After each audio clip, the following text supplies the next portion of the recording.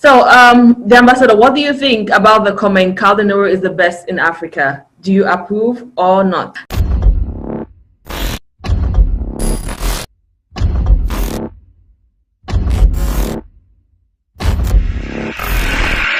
Hi guys, and welcome to another episode of the Just My Opinion podcast. Today we are going to be answering a question which we have seen a lot in the comments, right? A lot of people comment, Caldenero is the best in Africa, King Leo, the king of Freetown, the best in Africa. So we're going to be looking at this, like what makes people feel like he's the best in Africa? Do we actually believe he's the best in Africa? What are some of the things that we see puts him at the top? So we're going to be answering that. Stay tuned.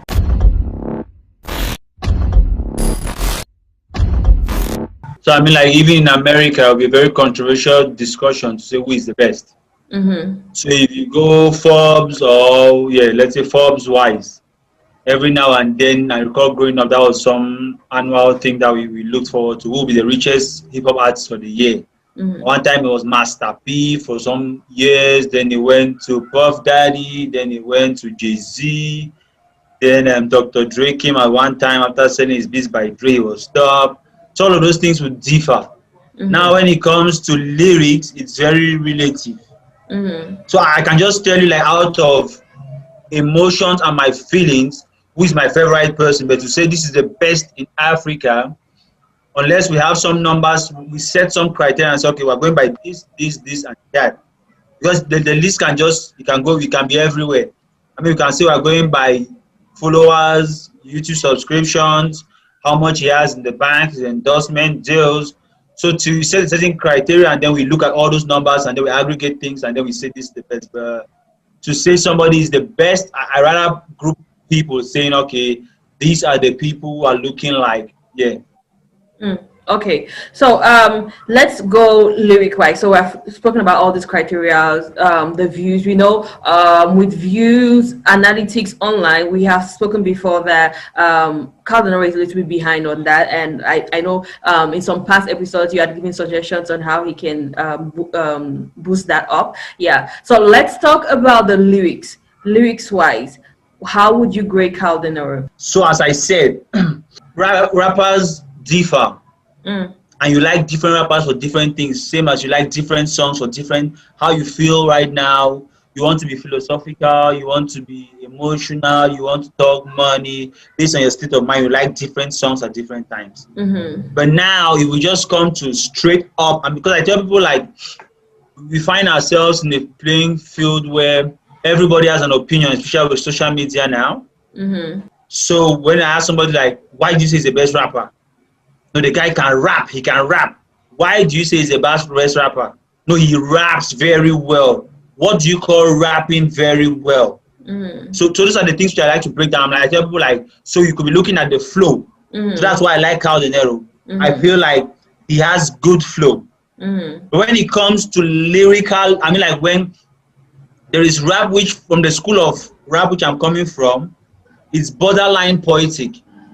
So it's a lot of things from literature, poetry, and things like that which you do in school, which translates. So when you look at a guy like Tupac, who came from the literature school of art, or Biggie, whose mother was an English teacher, they have a certain diction and a mastery of those things which you feel like it's street, but it's not really street though. They actually took their time to study those words, learn how to play with words, learn how to be smart with those things. So there's a lot of poetry in those things. Then you have the street rappers who just have the flow.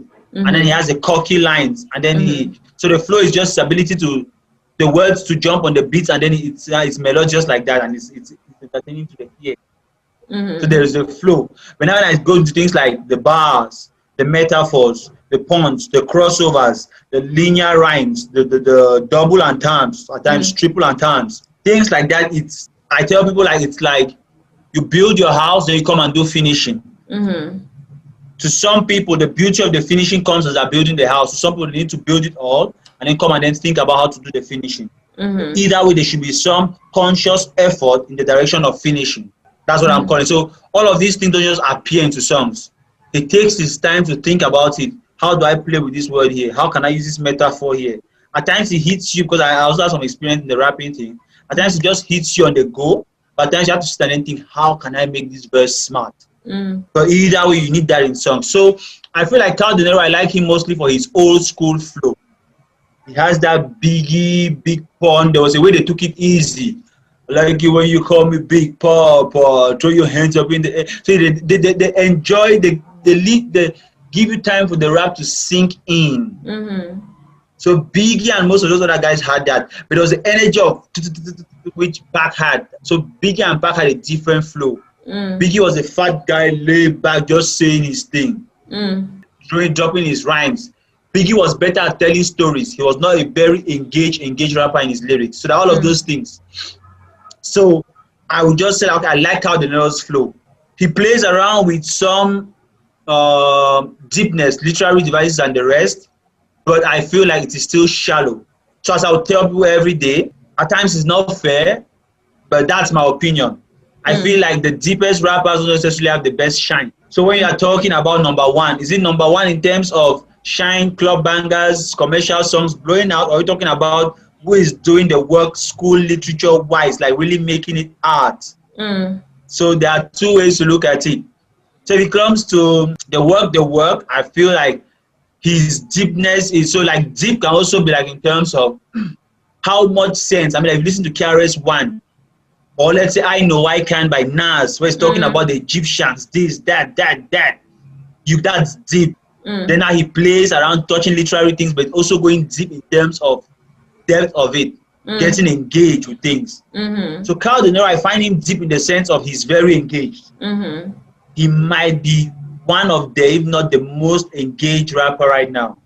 She has done a song like Lumumba. When you listen to interviews, he always has the Pan-African diction thing pushing out there. So he has that push. You also have a guy like Falz in Nigeria, who is also very engaged. And you can even see his leadership things now in all the political troubles in Nigeria. So I feel like Cal Denero, his literary skills or his poetic skills when it comes to rap are shallow. Because I usually just pick out the number of metaphors, one or two there.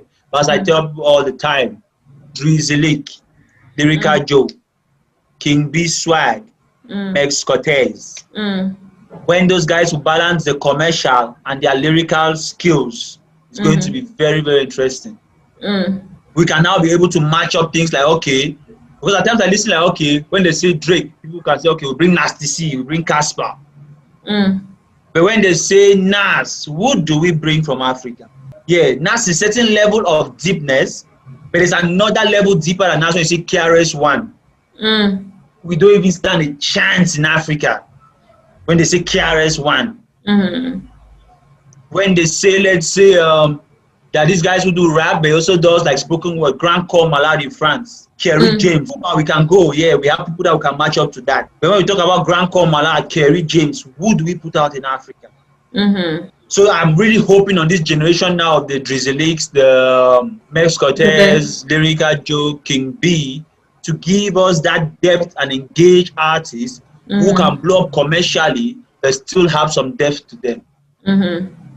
Okay. Yeah. So I feel like Cal Denero is very engaged. That's why I like him. He has a good flow. He's deep when it comes to his metaphors and things he's doing. Now, still come back to the discussion of who is number one. What usually just closes that debate, like as I always say, Nas won the battle, Jay-Z won the war. It's money wise. We know we don't like, people like to talk negative about money is the root of all evil. Money will take you to hell. But we all know money is that one thing that just closes that debate. When you're like, okay, yes, you are handsome, yes, you have lyrics, yes, but I have money more than you. I make more money, yeah, that way, yes. So now I feel like money wise he has a chance. But I cannot really talk on it because I hear him talking about entrepreneurial things, but they are not yet manifesting in front of our eyes. Same like when Jay-Z was doing his reasonable doubt things. He was talking all things from his street experience, but it is translated and we saw what he did with Rocker, where his how do they even call it, escarter shoes, his drinks, his liquor things, Then do we say yes? This guy knew what he was talking about. Was giving us all this things. Okay, so for my opinion, I feel like Carl denero, like you said, there's still some work to be done, and he keeps on working. Like during his interviews, he always says like he's still working and he's doing the work. Yeah, and I like the fact that he is still like, no matter how long he has been in the game, he still looks at like there's still a lot of room to grow, and I still want to grow. I remember during the That's interview, a useful energy. exactly, he has the youthful energy. Yeah, like he just got into the game. He's still very yeah, but like when Africa just recognized him, and a lot of people feel like, okay, this is just somebody new in the game, but then he put out a lot of projects showing like, you know what, I've been here for like, long. I've been around. Yeah, and don't feel like because I'm excited, I'm just coming to this thing. I'm just naturally excited like that. Yeah. So it just that's the mindset of, that's a good mindset. Somebody who is like, you know what, no matter how long I'm doing it, I'm still going for it. Yeah. So, and like you said, the whole Pan-African vision, which I think it's excellent. The Pan-African vision thing is very engaged. Yeah, very engaged. It's really amazing. Yeah. So I just think one thing which needs to happen, like I think he mentioned during the interview that at one point in time he was very comfortable being the king of Sierra Leone, and he was already filling stadiums in Sierra Leone, had the fame in Sierra Leone, but then he was like, you know, I don't just want to end at the Sierra Leone level, I want to expand, I want to see other countries in Africa and get there. So I think at one point in time his competition was mostly Sierra Leone, and he was feeling like, okay, I'm already at the top at this place. So now he's competing with the rest of the world. So I think his best that he's looking forward to has kind of expanded, and he's like, you know what, I'm going to go to that bigger best.